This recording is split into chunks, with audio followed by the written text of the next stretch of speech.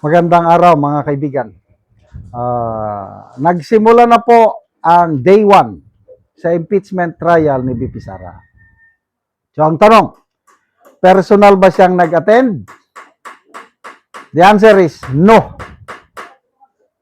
So yung advice ng Pangulong Marcos Jr.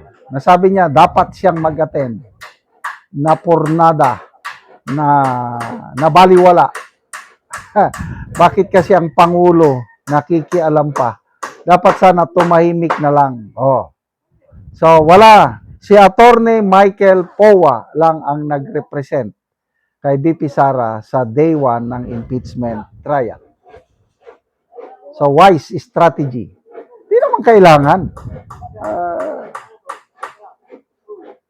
So kanina nakikinig na ko dito kay Alan Peter Cayetano live.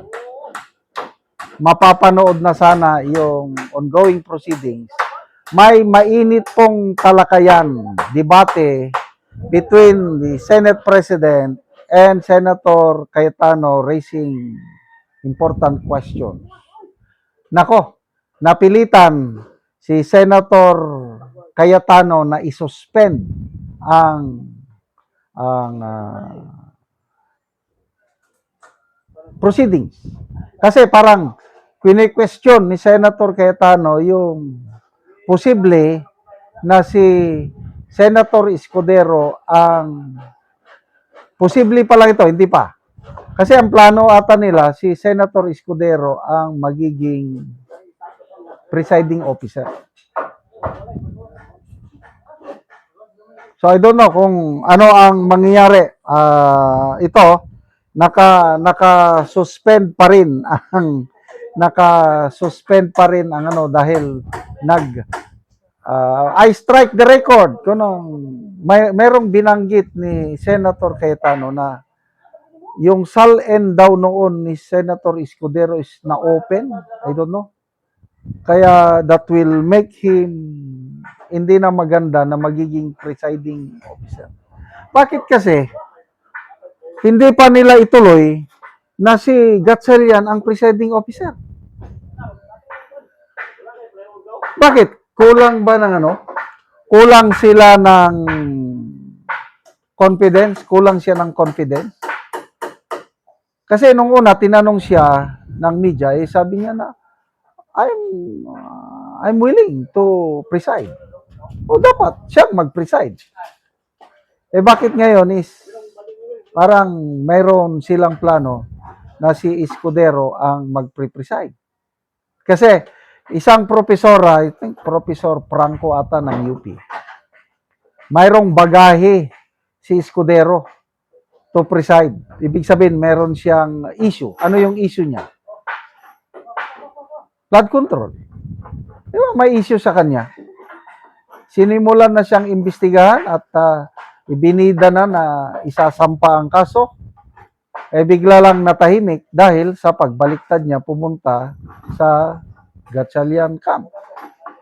Isa pa, yung last year na impeachment trial ni BP Sara na simulan, siya ang presiding officer, naging questionable yung forthwith niya. Kaya according to Professor Jane Franco ng UP, may bagahe. Hindi katanggap-tanggap sa kanya na si Senator Escudero ang mag-preside. So, mamaya hindi ko pa may naka-standby pa rin kasi nagde-debate sila tungkol diyan sa magiging presiding officer. Balik tayo kay BP Sara. Ano sa tingin nyo? Magpapakita ba? Palagay ko, there's no need for BP Sara to appear. Ang dami na niyang abogado 16 of them and they are all good. At saka ngayon, sa day 1 is more on formalities.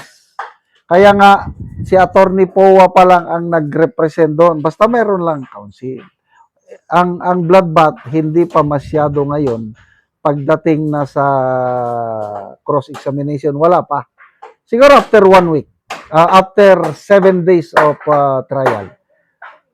Kasi ang bloodbath diyan is yung i-present na ang mga witnesses, evidences, tapos i-cross examine.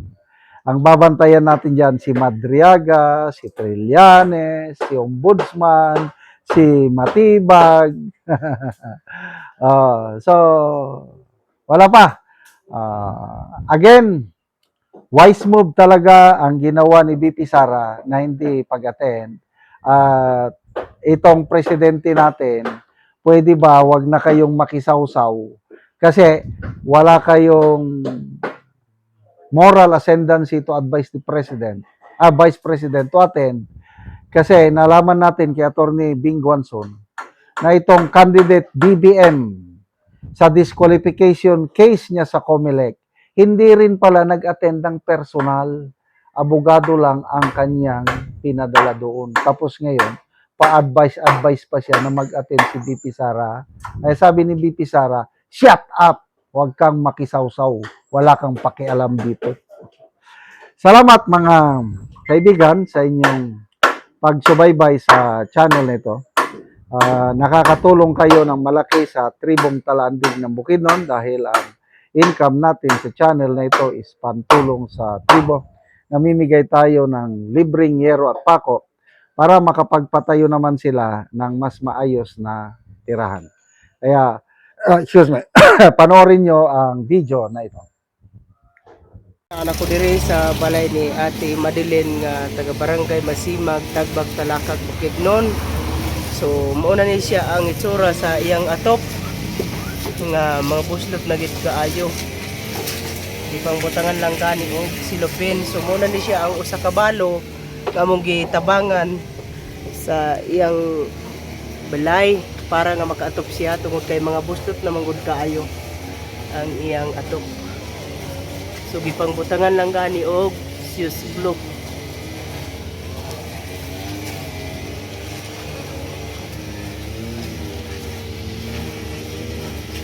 So napulo kayero ang nahatag sa iya nga digis.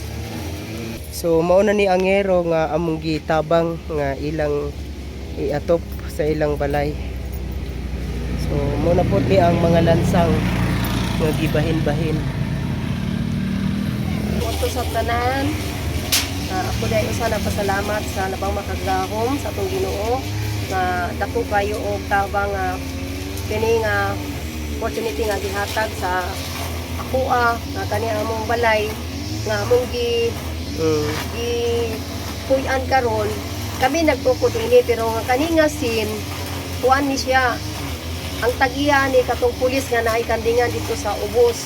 Amo ning gihulam kay para lang gyud nga maka baligya ko diri kay wala man gyud may kwarta ikapalit. Pila na ka tuig mi nga nga buhi pero ang among pangabuhi igura gyud ni siya ipalit nga pamugas sa maskin gani ka bugas na mo usahay magkalisod pa gani ni ipalit niya.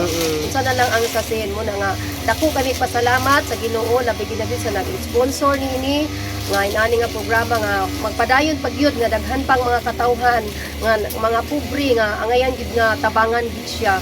Dako kami pasalamat sa inyo bisan pa man sa Ginoo. Pasalamat gid niini nga programa nga makatabang gid sa mga katawhan nga katong walang-wala gid bitaw. Wala ko magdahom. Wala ko magdahom nga sa dugay na nga panahon. May nga ni day nga nag-pray gid mi sa Ginoo. Na isa ka brad na mo, isa nga atong Saturday simba nag-ampon gid mi sa Ginoo nga. Unta matagahan ta atong sin pero nangitag pagi ang Ginoo nga si brad nagasimba sa dream. So siguro to ang pagi nga magkita mi nag-confirman siya nga ikagaw sila sa nagkuan ani si sister mo ang nagkuan sa mo karon dire. May agaw sa mong kauban nga kabrad na mo sa simbahan mo. Dako iko pasalamat sa Ginoo ug sa inyuha nga nagtabang niini. Salamat gyud kayo kay dugay ng panahon nga wala gyud ikaw galing mo mapalit nga sin tungod kay bisan sa financial kapos gyud kayo kay tindaw utang gani mo ni.